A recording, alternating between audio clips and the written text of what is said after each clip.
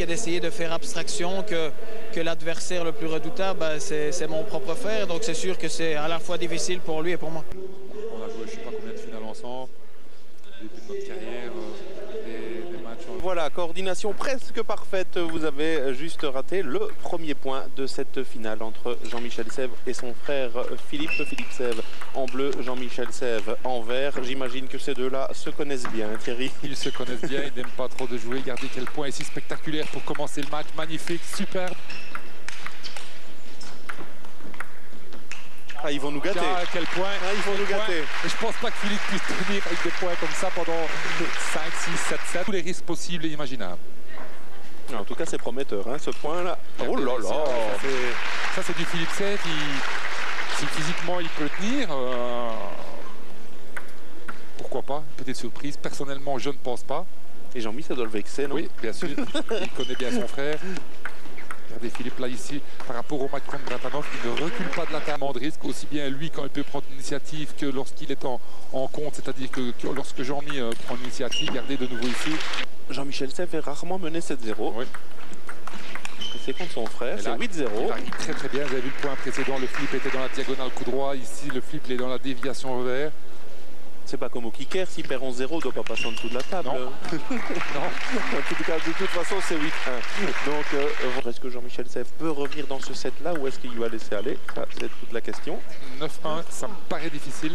Il va peut-être faire l'effort. C'est 9-2 pour Philippe Sèvres. Philippe Sèvres qui a déjà battu son frère, évidemment. Oui, pas fréquemment. Il l'a battu en finale du championnat de Belgique, je pense, en 2003. Oui, puisqu'il a gagné 2 fois le titre de champion de Belgique en 93 et 10 ans plus tard, en 2003. Ouais. Frédéric Sonnet qui a battu Jean-Michel Sèvres cette année-là. Il n'était pas là aujourd'hui, Frédéric Sonnet. Non, Frédéric Sonnet. Sortie du retard qui a été refait par Jean-Michel Sèvres. Ici, oui, je pense qu'il va rentrer dans la partie et il sera présent au début du deuxième set. C'est vraiment pour se redonner de la confiance. Oui. Et il n'y a pas un risque quand même. On remonte service, deuxième service à suivre. Ouais, cette fois-ci, ça reste dans le filet. Donc première manche pour Philippe Sèvres. Petite demi-surprise là pour commencer.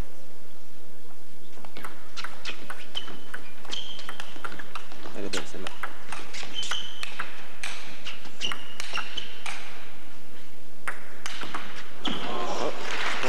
Le point de la table. Je pense aussi, oui. Surprenant, mais ouais, il prend le point, oui. On va revoir peut-être ici. Avec... C'est l'attaque ici, je pense. Oui, elle prend vraiment le point. 3-2 pour Jean-Michel Sèvres. Pourtant, pour recoller à 3-3 pour Philippe Sèvres. Ouais, elle est belle celle-là. Vraiment insensiblement. Ouais. Il ne ratait pas dans son moment de grâce là, du des frères.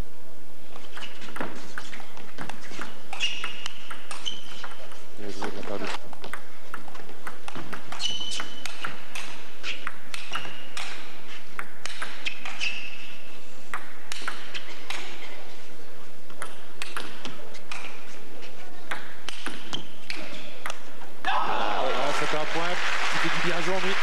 Et c'était important, hein, à 7-5. Jean-Mi, il est en grosse difficulté là. Il subit le jeu. Il ramène la balle comme il peut. Et là, Philippe doit là absolument manquer un peu de rigueur sur cette. Et 5, c'est tout à son honneur. Il n'a pas peur. Il vient se monter ici. Jean-Michel Sèvres, même là, donc on peut comprendre ce visage fermé, cette concentration extrême, parce qu'il ne peut pas se louper, entre guillemets. Oui, hein, puisqu'il a une bonne vingtaine d'années à peu près de carrière, il a gagné 17 fois. Donc, il a perdu une fois contre son frère, il a perdu être 35e mondial que d'être premier et 150e mondial. Des bouquets lors de la cérémonie protocolaire qui viennent de passer. Il n'a pas beaucoup de chance, Jean-Michel. Il mène 2-0. 2-1. Service de Philippe, toujours en revers. Alors que toute sa carrière, il a presque tout le temps servi uniquement au coup droit. Là, vous avez eu quel coup ici, fabuleux, petit coup de poignet. L'accélération au-dessus de la table. Et surtout qu'on ne s'y attend pas. Hein. Ouais. recolle à 2-2, Philippe Sèvres. Il a essayé 10 000 personnes dans une salle. S'il y en a un qui, pendant l'échange, ne les intéresse pas, ou bien ils sont assis et regardent le match. Et s'il ne loupe pas son début de match et qu'il est à 2-7-0 pour lui, plutôt qu'à 1-4-3 pour Philippe Sèvres qui mène la danse dans le troisième set. Belle accélération à Michel.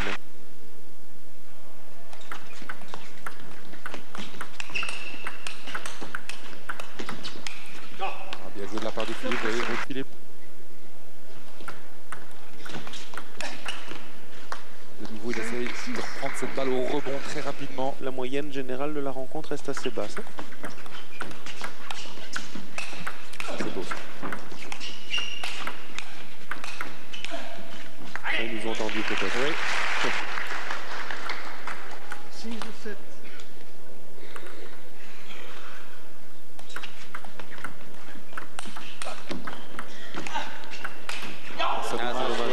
Il avait fait de nouveau le plus difficile.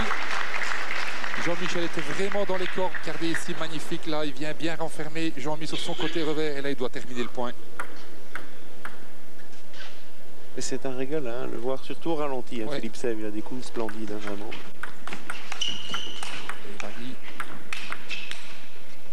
Mais il est toujours là. Il est toujours là.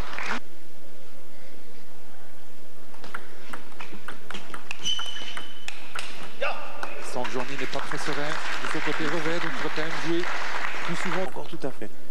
C'est pas les tchos habituels de Jean-Mi, évidemment, qu'on joue contre son frère, c'est pas tout à fait la même chose. Mais quand même. Il y a une sorte de retenue, hein, sans doute. Hein. Ah, il a inversé la tendance.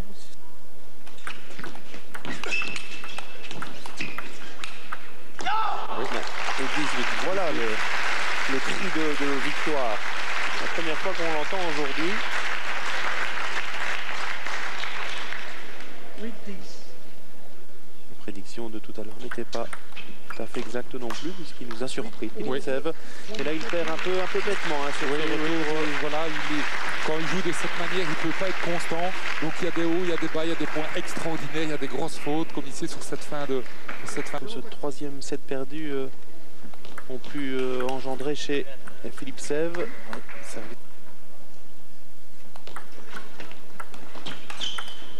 Oui.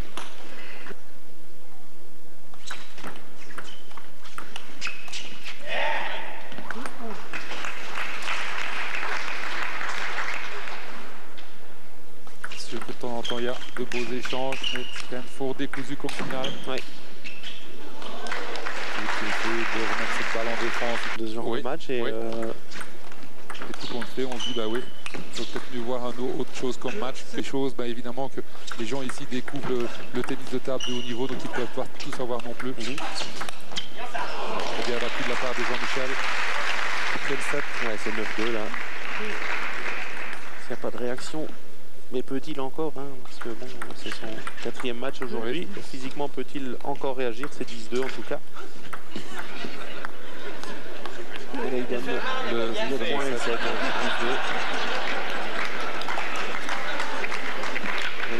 Jean-Michel, la question se pose depuis des années. Pourquoi est-ce que Jean-Michel relève son short si haut? Alors, pourquoi? Parce que simplement, c'est une question là-bas sur les jambes au niveau du tennis de table. La jambe du short coupe la cuisse. Donc, en remettant le short en dessous de son sous-vêtement, on a l'impression vraiment d'avoir presque un maillot de bain et d'avoir les jambes beaucoup plus libres et beaucoup plus faciles pour pouvoir se déplacer. C'est ça. Ah, là, Jean-Michel Sèvres joue nettement mieux. Il mène 2.1 dans cette 5e manche. Ouais, c'est vrai que ça va beaucoup plus vite. Ici, quel point là. Fantastique de la part de Philippe. Bien vu de la part de Jean-Michel, la garde de Philippe, extraordinaire, ce petit coup de patte. Ce coup. On bloque simplement sur ce coup-là ou on remet...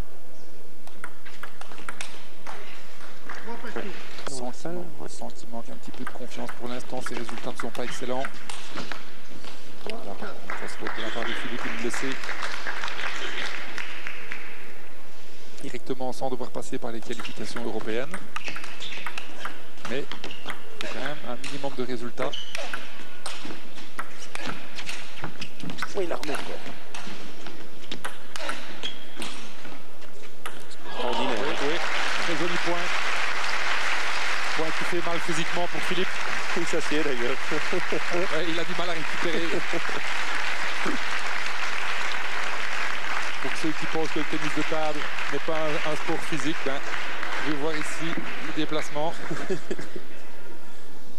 Si, il suffit d'aller assister à des entraînements. Oui. Hein, Philippe, il a demandé son temps mort. Le point était long. Donc il demande son temps mort, pas pour casser le rythme de son frère, mais pour lui permettre de récupérer physiquement. Voilà. Il n'a pas récupéré tout à fait. 5-4. Alors 5-4 pour Jean-Michel Sève, 3 manches à 1 pour l'aîné des frères. Ouais. Il a essayé de nouveau de prendre cette... Même service est là. Jacques Secrétin des tablettes européennes en matière de nombre de titres nationaux. Le point il y a quelques secondes. Beaucoup de motivation. Hein.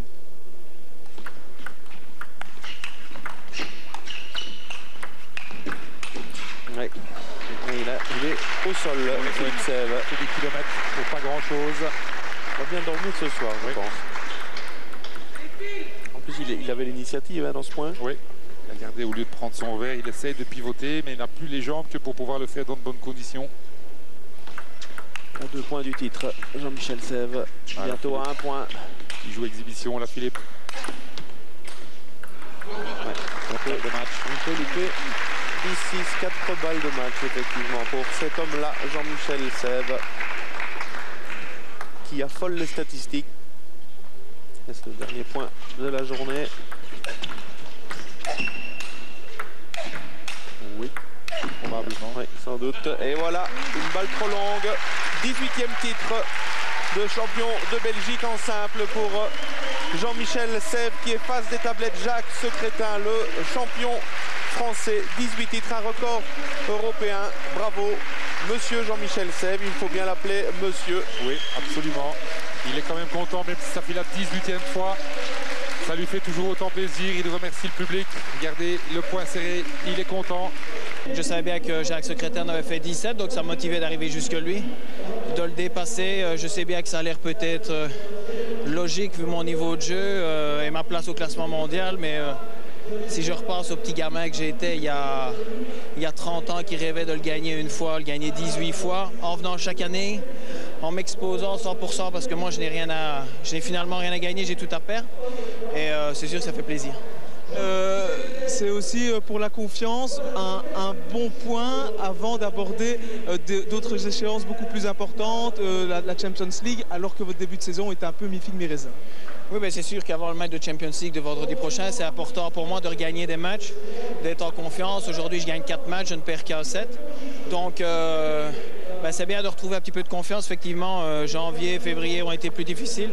Maintenant, c'est logique, je veux dire, avec le nombre de compétitions qu'on enchaîne, le manque d'entraînement et de récupération, c'est inévitable d'avoir des phases où quand on est bien préparé, on joue mieux. Et sur la longueur, c'est difficile de tenir le coup. Même Samsonov et Boll n'ont pas bien joué au golf, que ce soit au Qatar ou au Koweït, donc c'est normal que ça m'arrive aussi. Maintenant, après Niederösterreich, il y a une période un peu plus calme où je vais pouvoir petit à petit me réentraîner et faire un peu de fond. Parlons un peu de cette finale face à votre frère. Ce n'est jamais évident de jouer et souvent le spectacle n'est pas vraiment au rendez-vous. C'est difficile parce qu'on ne s'extériorise pas vraiment ni l'un ni l'autre. On se connaît très bien, donc on connaît les qualités et les défauts de son frère. Maintenant, pour moi, le plus dur, c'est de venir ici, d'avoir quand même envie d'être champion de Belgique et d'essayer de faire abstraction que l'adversaire le plus redoutable, c'est mon propre frère. Donc c'est sûr que c'est à la fois difficile pour lui et pour moi.